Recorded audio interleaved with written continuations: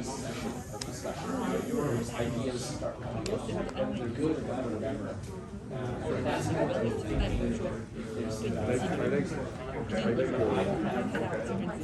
open source personality card. Yeah. Like you share things, like you make videos and share Quería stuff. mostrar algunos mensajes, pero no sé lo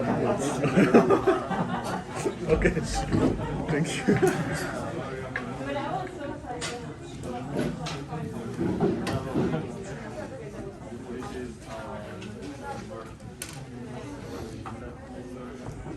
Okay. Hello? Okay. In the last class we have started to... Can we have a little bit silence, please? So in the last, our last lecture, we started working with Cypher, Neo4j's high-level query language, and we gave some examples, and these examples were on this database you already have. And now the example I will work with now will be in the telco.db database. And then I will show you other examples. But in this example, this example will have will be related to what someone of you may know, which is OLAP, or online analytical processing. So we basically want to do some analysis on phone calls. We will have a very, very simple example. And this is some research that we did on what we call Graph OLAP, which refers basically on how you can aggregate data represented as a graph. For example, if you have a data mart, so a small data warehouse, a small departmental data warehouse, and you want to represent that as a graph, represent the facts as a graph, and analyze them according to, or along some dimensions. This is something I will show you now through a very simple example. Of course, there are more complicated things to do with this. And specifically, when we talk about Graph OLAP, we will be working with the hypergraph data model that I showed you in one of the first lectures. So suppose that we have call data in a company, and then we want to analyze that data along some dimensions, like the geography dimension, like cities, countries, and so on. Or you want to analyze that then along an operators dimension, or about the characteristics of the people, then say demographic dimension. And so your facts in that case will be SMS or phone calls, suppose. And this is what is represented in this telco.db database that you have. And normally in data warehousing, dimensions are organized in hierarchies. In this case, we will have some hierarchy called phone. Phone aggregate on persons, and persons on cities, cities on countries, and there's an all distinguished dimension that represents all the aggregation of all the facts. And then phones can also be, phone numbers can be also aggregated by operator, and an operator can belong to a country, and so. These, in fact, are representing functional dependencies in the theory, if you remember from database theory. And then you have a time dimension. In this case, we just simply get a date dimension, a date, and not, you can aggregate dates or on weeks or on months and quarters and so on. And if you see, it seems quite natural also to represent these hierarchical dimensions as graphs. Actually, you have this, huh? This dimension that some of you know from in the data warehousing course.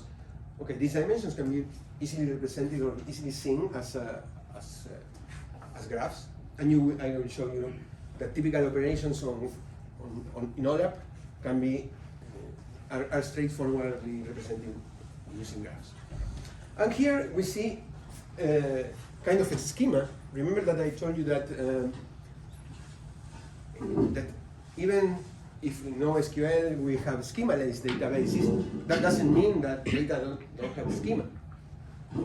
You always can induce a schema from your data, and especially in these cases, in which data you can say that come from a structured database, data can be quite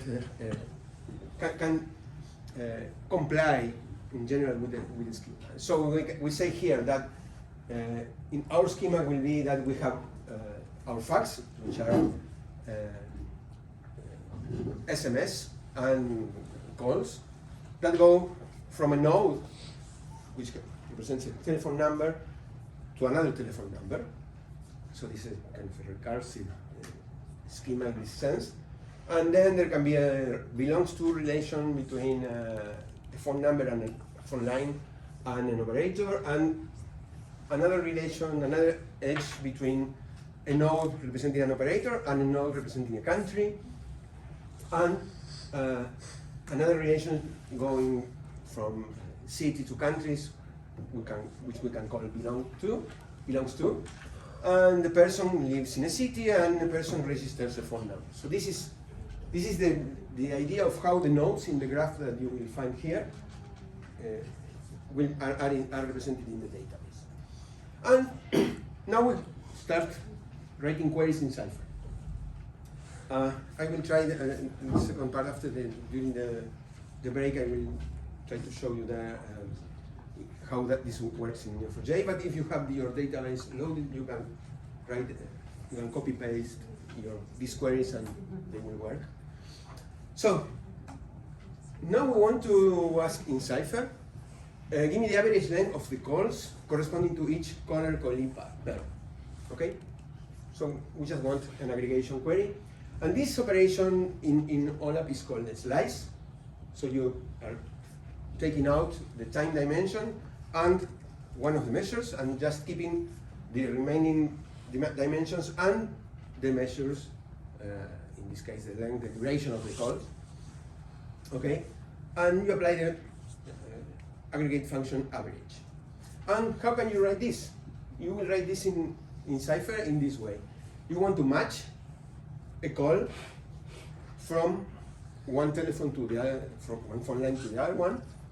So we define, we use this label tel, which is representing the phone lines, and then we define two variables.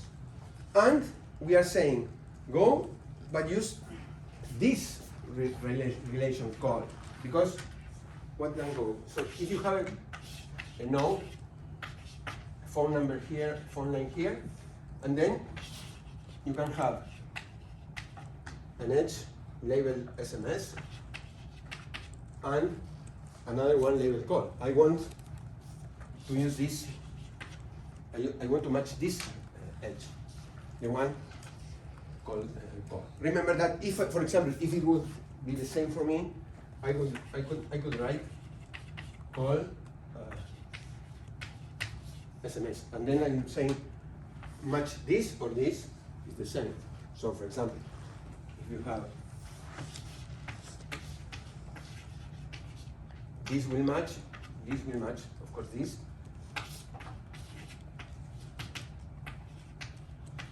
and this will match too in this case. But this will not match the other one, okay? Remember that when we are talking about Cypher, we're talking about pattern matching. So, so we start with these simple queries and say, okay, now we have this, once we have this matching that are represent all the phone calls between two lines, but we are talking about phone calls that start in N and end in M. And then we say, okay, give me the caller as a variable tel caller, or with the name tel caller, then give me the call in as m, and then also give me the average of what? Of the duration of the call, and this is why we need the variable for the relationship here, because the relation is also labeled with the duration of the call or with the length of the SMS. And then this is needed because of the data, of how the data was imported. I think that otherwise you will get an error. This is why we cast this to float. Otherwise you just can compute the average of the duration. But this is just depends. It just depends on how the data are loaded.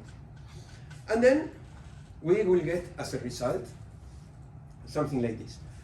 Remember that in the aggregation in Cypher was similar, is similar than in SQL, but you don't need to write the group by. So the group by clause is implicit in this return clause. So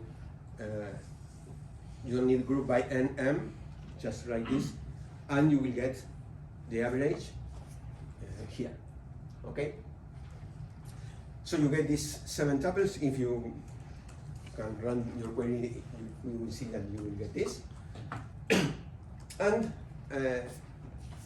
so this represents which are the calls that, if you go to the graphic interface and you ask the interface to show you the graphic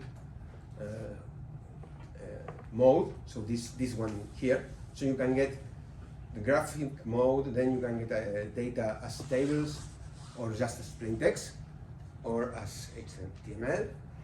So if you ask this, you will see graphically how data, which are the data that are aggregated to get this result.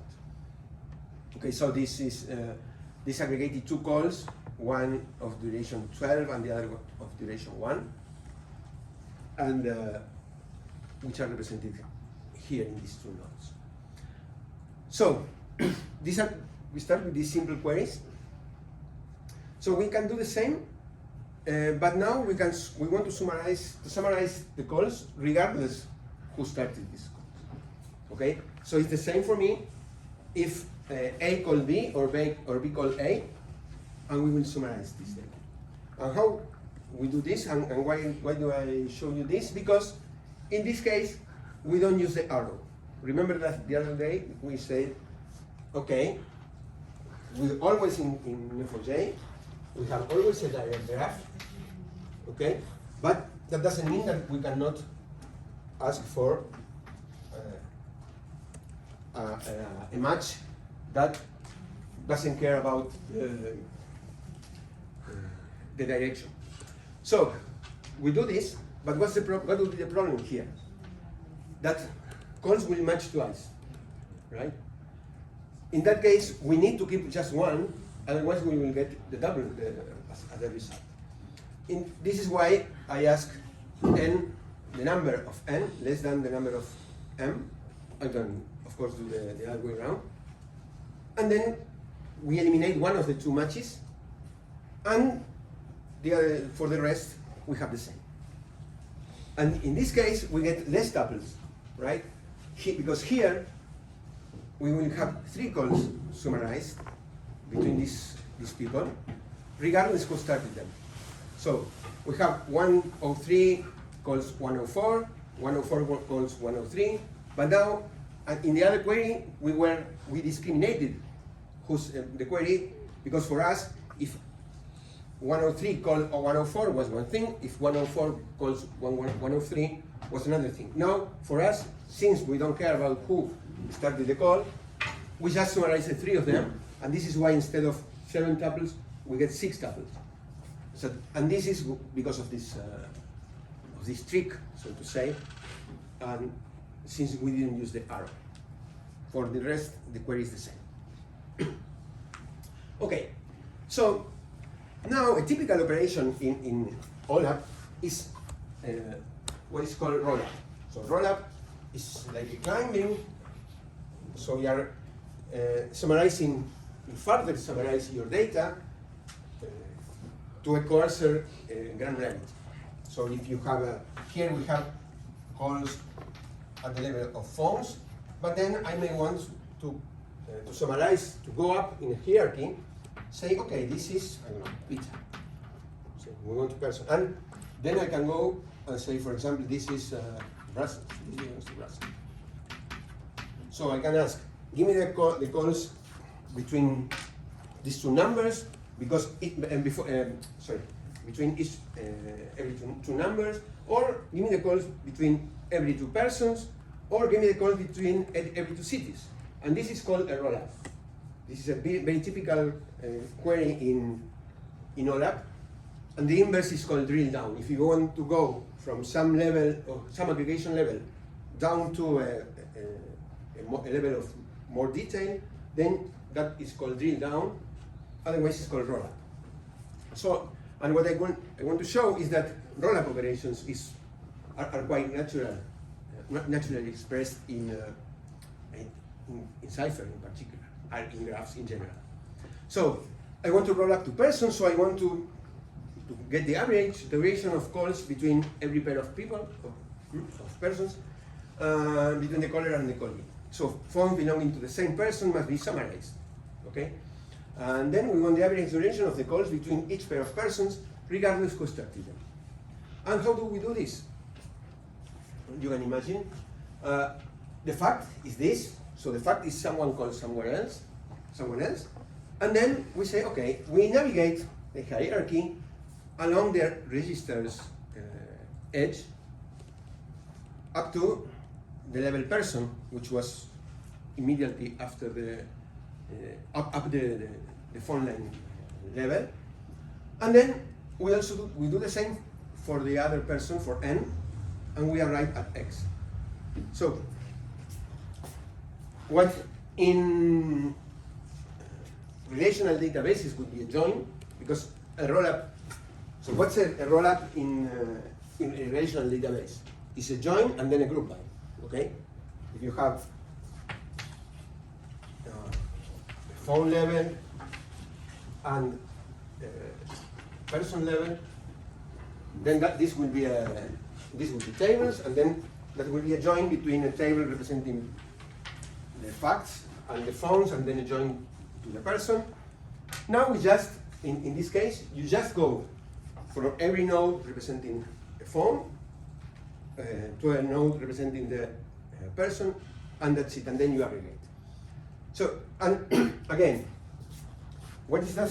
What we are showing here?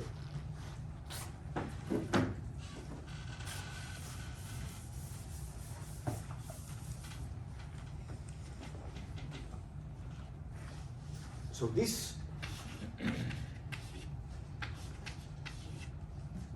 is basically this, right? So we have the call, and we have the phone line, and we have the person. Call. Sorry, this is a. This is the phone 1. This is the phone 2. This is the call, and this is the person 1, and this is the person 2. Okay. This that you see here basically is exactly what you are watching there in this matching clause. Okay, so it's basically the same thing. It's just the way you draw, but basically it's the same.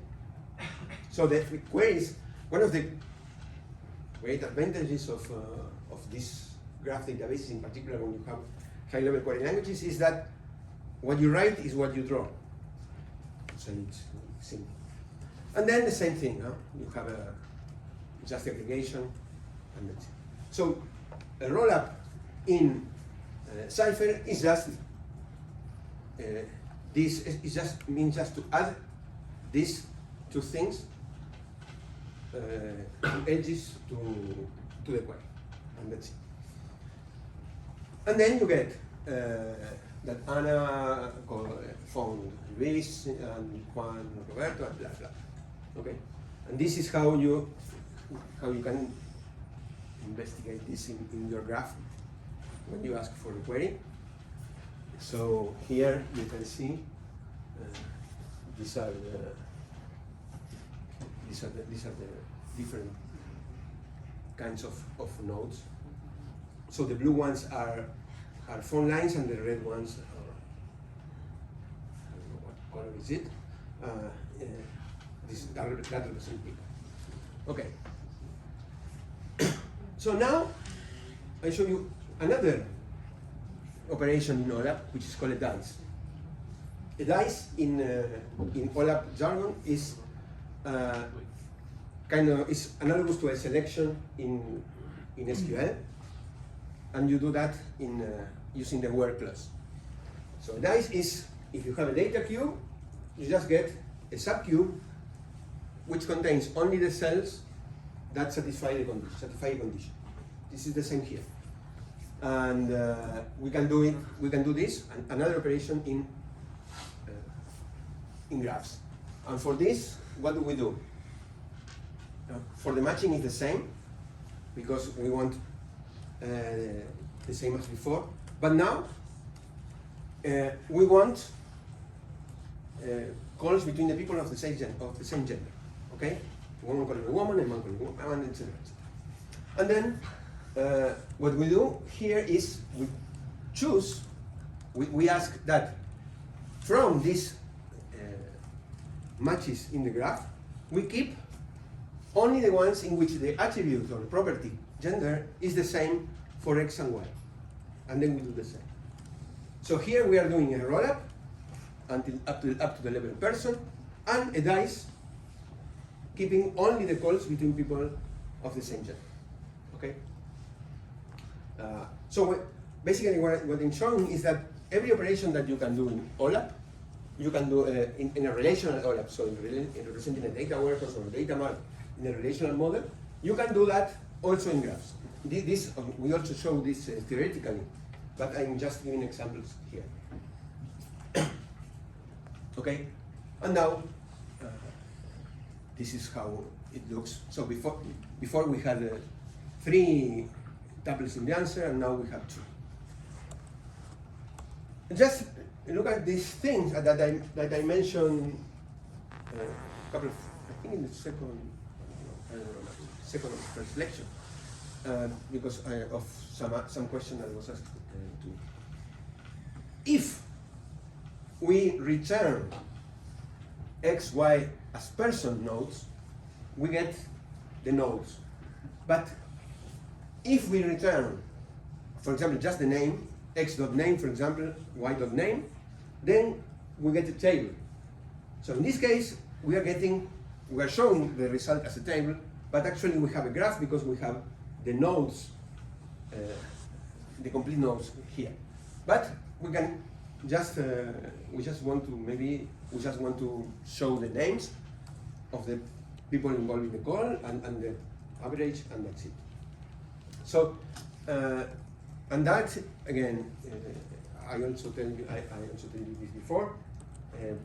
If the nodes have a lot of properties, this can, and you have a lot of nodes, this can make a difference in the efficiency of the query. So you just keep what you need and not everything if you don't need all the information in the node. And then here is to show, this query will show some operation called coalesce in Cypher that allows you to have this. I will show you the result. So you want this, a result like this, a table like this, that you sometimes need, because for example, if some pair of persons just SMS each other and but not call, or the other way around, then you will get no answer in the SMS length, for average length. And sometimes that's quite awkward to have these results which are not structured. We normally database people also we are very structured in that sense. So we want some operation that allows us to get the 2 results. So here we are saying here. For each person who only exchange calls or only exchange SMS, the value for the missing measure should be set to 0. Okay? If there are persons who did not communicate at all, the pair is not displayed, will not be displayed. Okay? So, I want the same question as before. I have the same query as before, with the role of the person, regardless who initiated the call, or send an SMS. Okay. So, what do I do here? I have a telephone in a relationship with another telephone. This relationship can be any of the two possible ones. Is here, okay? And again, the same matching condition, the same matching clause here. And again, this should be less, not less equal. And then what do I do here? I write return x as person 1, y as person 2, and then instead of the average of the duration or the length of the call of the SMS, I write coalesce and say apply the average if there has been some call, or write 0 otherwise. And the same with the float, with the length of the call. Okay. So in this case, we make sure that we get 4 columns in our result. Okay. Regardless if there has been a call or not between every pair of people. So the only way of not getting a result would be that there has been no relationship between two phone calls, 2 phone lines. And an alternative solution for this would be this. So a more classic one. So we say return x as person 1, y as person 2, and you use the case condition here and say when the average is null, then you have the 0, otherwise you compute the average of the duration.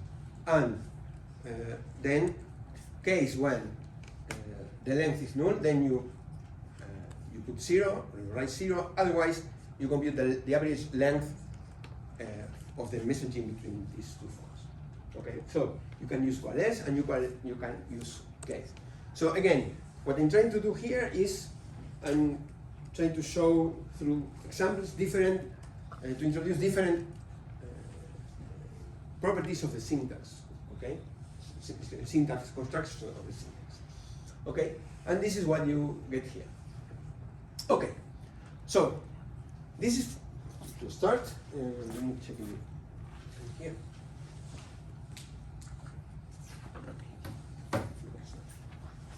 So now we start with some other examples that have more to do with your activities. Okay.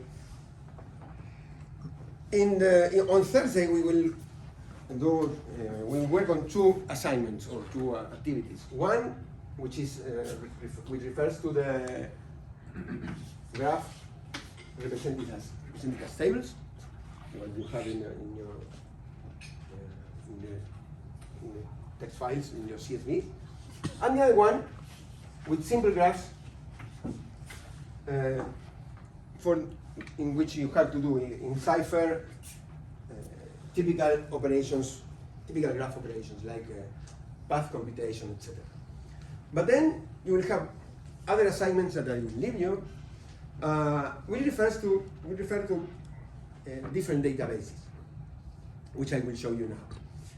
And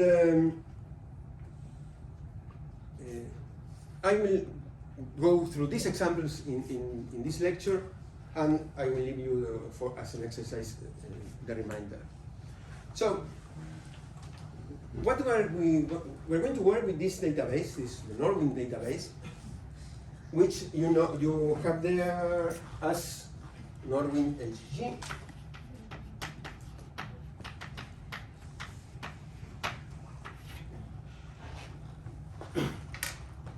And this is a relational representation of this database.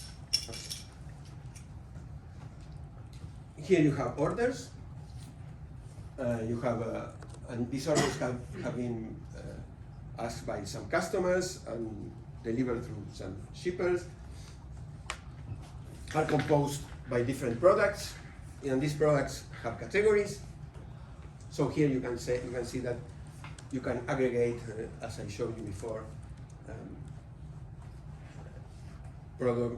product sales or product orders along the categories, up to the categories level, and you have suppliers and these products. I mean, in this case, suppliers are not linked to orders because there's a functional dependency saying that the product can be only supplied by one supplier in this case, etc.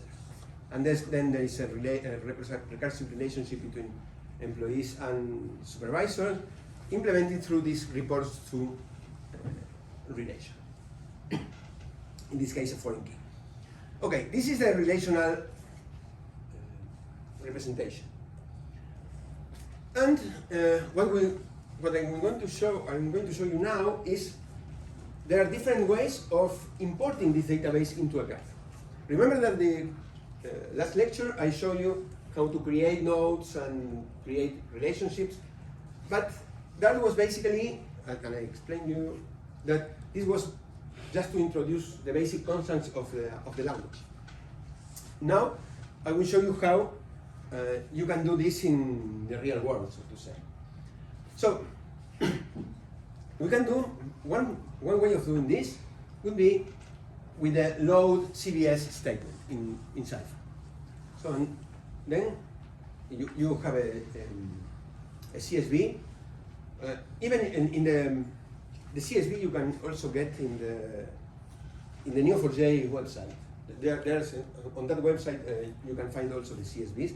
You put the only thing you have to do is you have to put your CSV file in the import folder.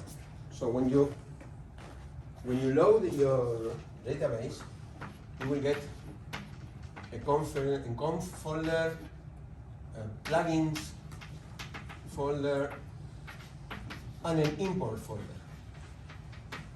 You need to put this. You need to put your CSV files there, and then you have to indicate by default. It's already indicated in the neo4j.conf file. That's the neo. You have the instructions. Estimate should have sent you in all the package the instructions for doing that. And in any case, it would be good if you just check this neo4j.conf file because there are a lot of configuration parameters there. Okay, so if you write load CSV with headers from, and then you give the address, and I write this because your CSV file is in the import folder. And so you write this, and you say, okay, load CSV with headers from, and then as row. What does as row mean? As row works like a cursor, okay?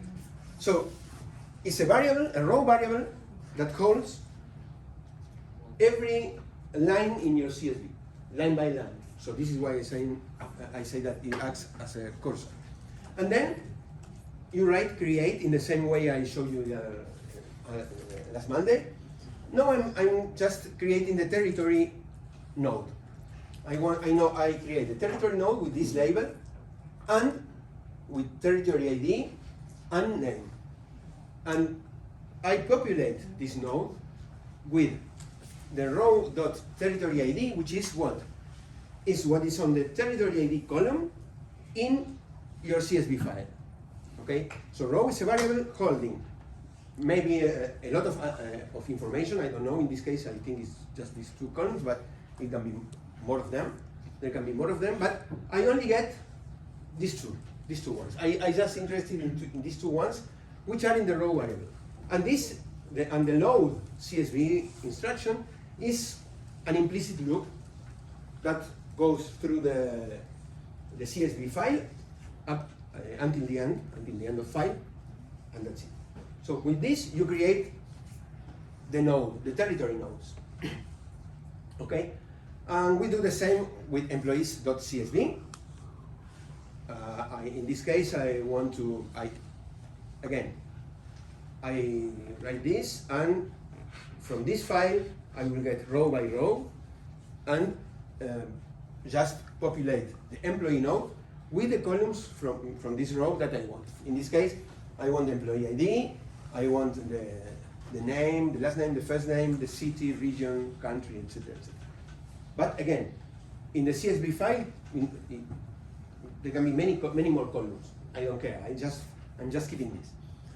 And as I explained you in the other in last Monday, once you have the nodes, we do the same. Remember that we say we have these 4 people, and then we create a manager of. I think it was the relationship, but I needed to have first the 2 people. Okay, in this case it's the same. I need to have the employee, the territory, and the employee, and then I will create an edge called, in this case, assign to. So first, just think that once we are here, we have all the employee nodes created and all the territory nodes created, right? 1, 2, 3, territory 1. I have this. Now I want to say, okay, E1 is assigned to T1, and it should be the same. E3 to T1, and this. Okay, whatever. So then, what do we do? First I match the territory nodes, and then I match the employee nodes. But against what? Against this row, because in my file, I have, for example, E1, T1. This will be the first row, for example. And then I move through this file. Okay? So I match an employee against a node I have in the database. I match a territory against a territory node I have in the database. And once I match, I say, okay, just create for me an edge between these 2. And I do this with a merge clause. Why is that? Because merge automatically eliminates duplicates. So if I have 2 E1, T1, I will just get 1. So the duplicate will be eliminated. And this is why I use merge instead of create. So this is, if you don't want the duplicates to be kept, you just write merge instead of create. But for the nodes, you always use create. So this is the first possibility. You have another possibility. In this case, since I have this database also in Postgres, I can use data from the database instead of using the CSV files. And how is this possible? Because there were people who created this APOC, I don't know how it's pronounced, library, which must be copied into the plugins folder. So one important thing, always check the version of the library against the version of your database, because if they don't match, there are many versions of the library and many versions of the database. If you just download a library that doesn't fit, doesn't match with your database version, you will not be able to start the database. The database will not start. So just be careful about that. You can check on the website. This is in GitHub, and there are instructions. It's easy to find, and you download the corresponding version of the library, and then you just, as always, it's a Java program. You unzip, and then you copy into the plugins folder, and that's it. And then you have all the functions available to run with Sulfur. Even though there are many built-in functions in Neo4j, there are many more in this library. There are many other libraries. There's another library that's very useful, but I think now when you download Neo4j, it comes with it. It's the Graph Data Science.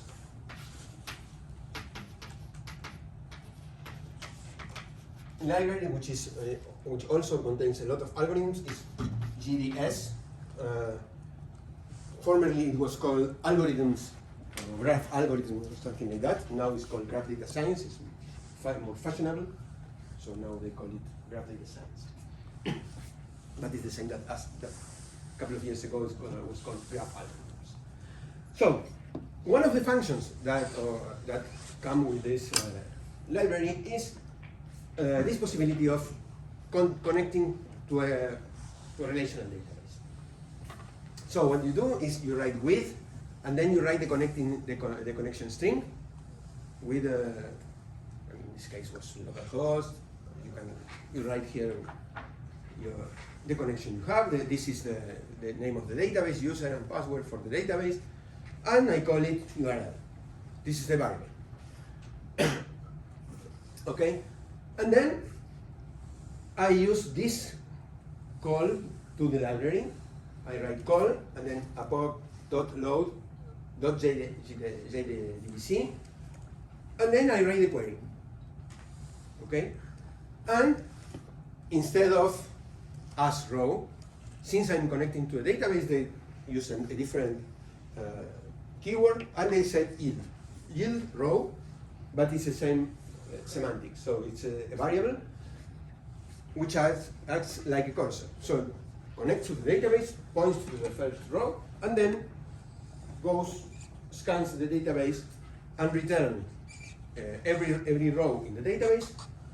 In this case, with this variable, it can cover any name. I just put it row. Okay, it's not very creative, but so now I get return row description, row category name. So what I mean is I can query a database from Neo4j. Just select star from categories, and I will get all the categories in the database, rather than from the CSV. Okay, so I can use this to load a graph right away from a relational database. Sorry, on that last slide, your return row.description, row.category name. What exactly is that returning? Here. Is it just the columns description and column? Exactly. Okay. Exactly. So it's Because returning- I mean, this is just an example of that I'm connecting to a relational database. I'm getting the answer in.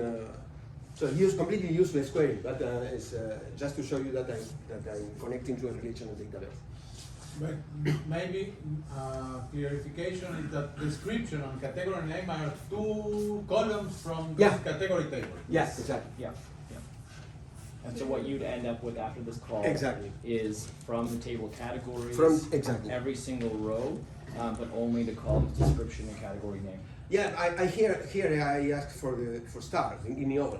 In this case, categories just has description and category name. Okay, so your call is pulling If everything. if instead of but star you're only- I write the attributes I want, Yeah. I will get the attributes I Is want. there a reason that you did that? I mean, you could have just did call, Yeah. description, and category name, Yeah, and exactly. then return star. No, it's easy. It was easier to write star. Nothing else. Can we do star in the return as well? Sorry?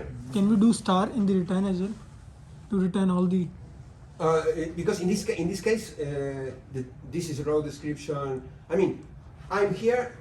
I'm writing that I want this, so I return everything, but I'm just showing description and category name, Okay. right? I mean, it's in the row variable there will be maybe in this case are exactly two. I think I don't know. So you have this four, no.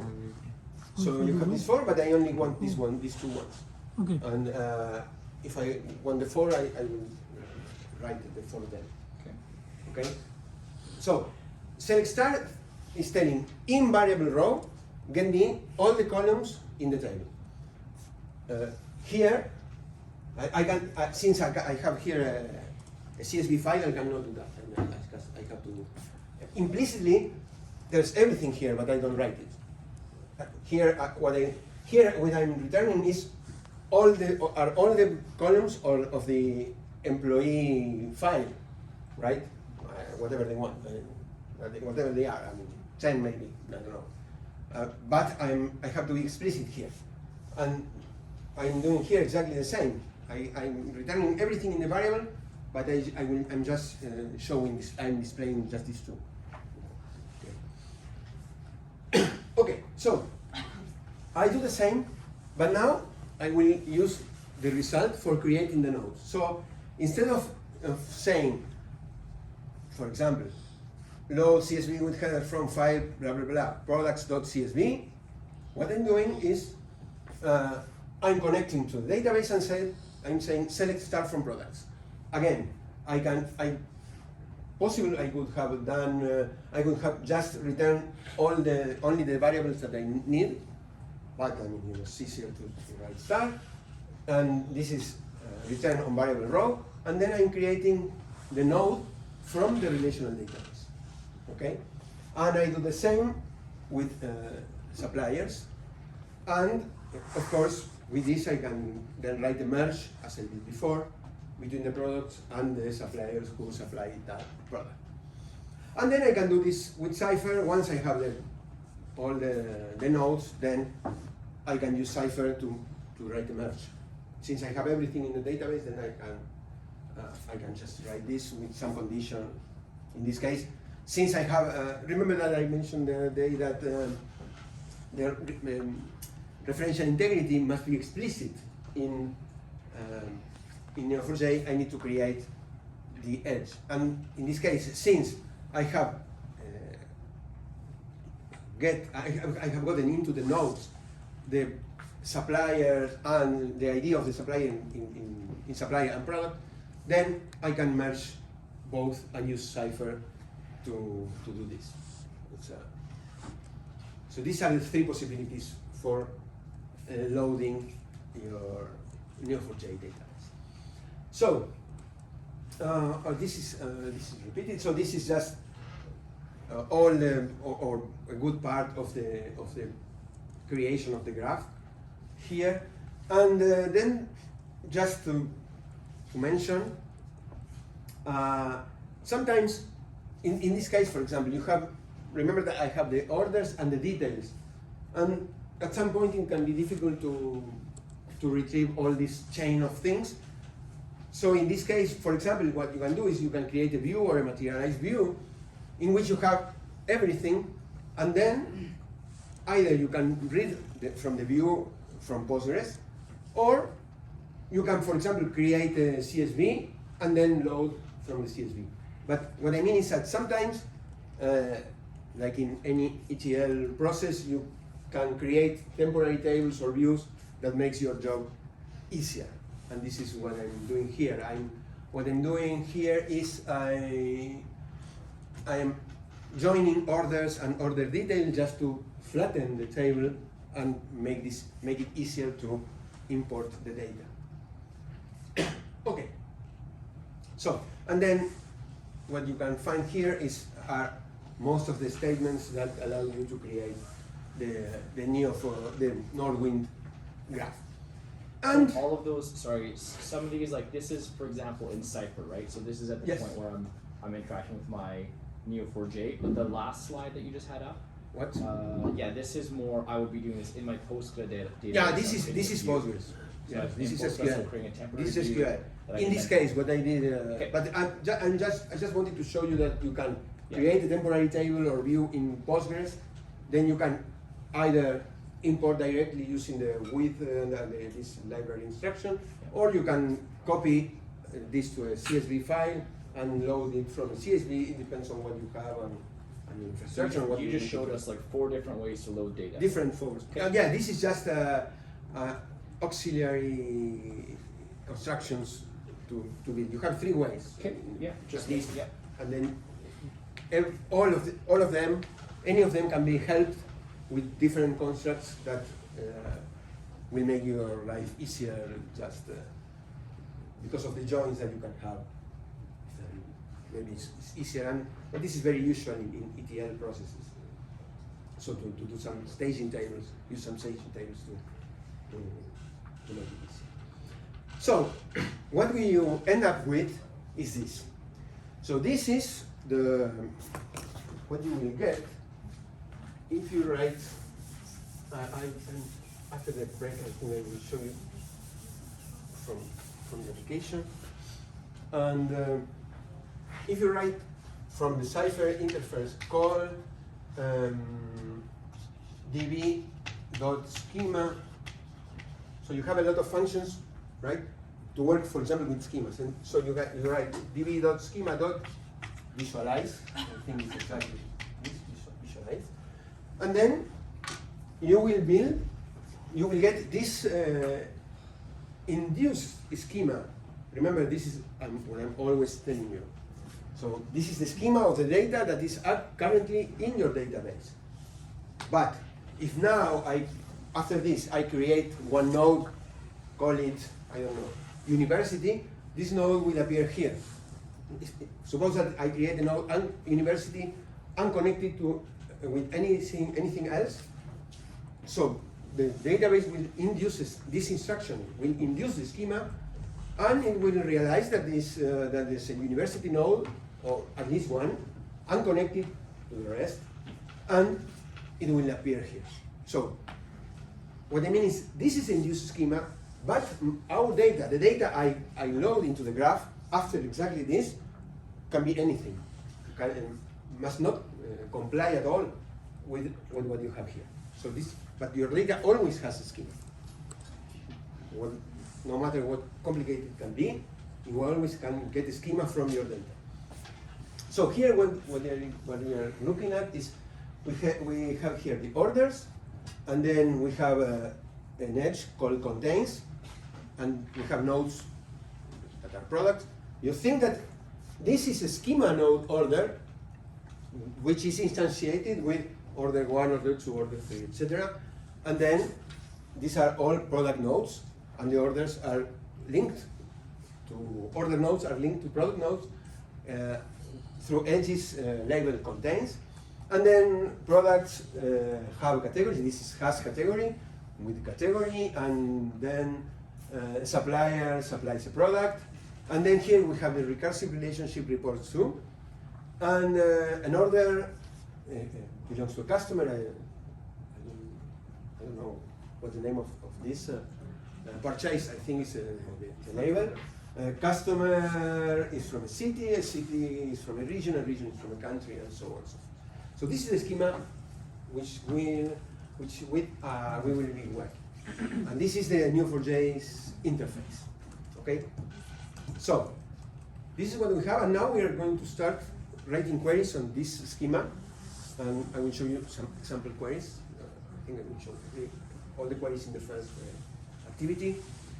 And then we start with this. Excuse me. Yes, sure. The schema is automatically loaded when we load the data from Postgres. Sorry? The schema is automatically loaded into the This one? Neo4j, yeah, when we load from Postgres. I will show you. I see that we can do a break now. I will show you that this schema. Once you load the data. Not from No. right? Just when you create, you write, for example, create this. You create this node, city. Yes. When you then, so this is stored in the database. Yes. So once you open the Cypher interface, the Neo4j graphic interface, on the left-hand side, you will see all the labels that are in your database. And from all this metadata information, when you write call db.schema.visualize, this will be built. But all this, you see that here, you see all the nodes here. So on the left-hand side of the panel, you will see all your relationships, all your nodes, and all the properties. Everything is there. But the system gets it from these instructions. So once you say create a node, all of this will be metadata on the schema, and once you create the relationship, all of these labels will also be loaded as metadata in the database, and then the Neo4j has all the information it needs to, with this and the actual nodes, it will be able to get this. Yes? The nodes are always nouns and the edges are always verbs, right? This is just, I mean, you can write whatever you want, but Yeah. normally you use verbs for edges because they are relationship, and nouns for nodes, yes. And nouns or adjectives for properties. Okay. But this is it's like in the entity relationship model. You can put the names you want. I mean, it's, what you try to do is you try to be consistent in the sense of the arrows and in the names in the notation, but it's just the designer's choice. You can write whatever you want. Okay, so let's have a short break and then we'll go on with the examples.